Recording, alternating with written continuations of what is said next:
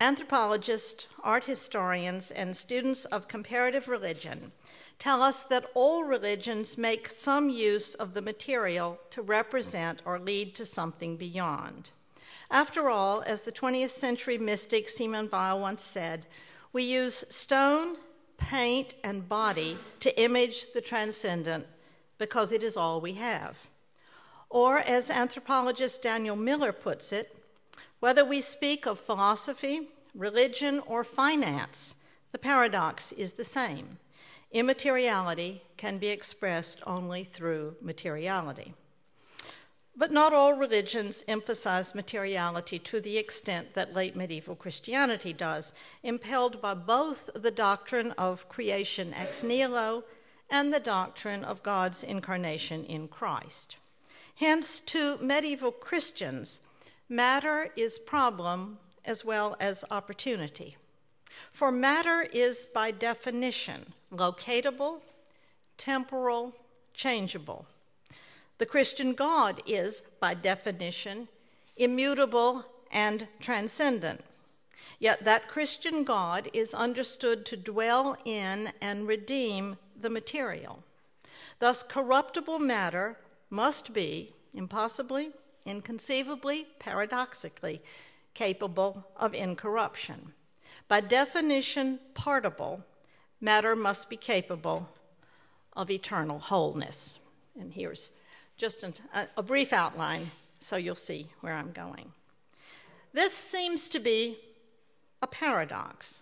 And in this lecture, I wish to explore one consequence of it: medieval Christianity's insistence on material fragmentation as a way of conveying and distributing the holy, while embedding this insistence in what they called the doctrine of concomitance, that is, the idea that part is whole. To explore this improbable idea, I shall do three things.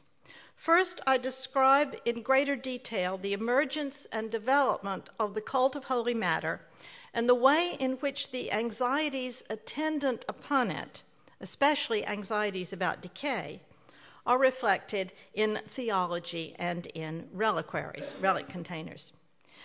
Then I look in some detail at what is known as five-wound piety, and I analyze it as an example of late medieval devotional practice in which part is understood as whole. Finally, I consider briefly the technical theological discussion of concomitance.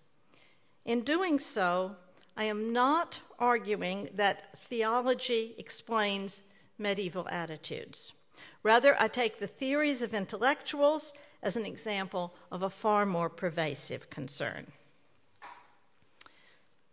Christian veneration of relics, that is, of the bodies of the saints or of objects that have been in contact with the bodies of the saints, began as early as the 2nd century of the Common Era.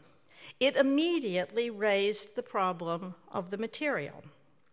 In the first Western controversy concerning relics, the charge against relic venerators was that they revered not just dead or inert stuff, but stuff that, because dead, was preeminently breakable, mutable, corruptible, and polluting.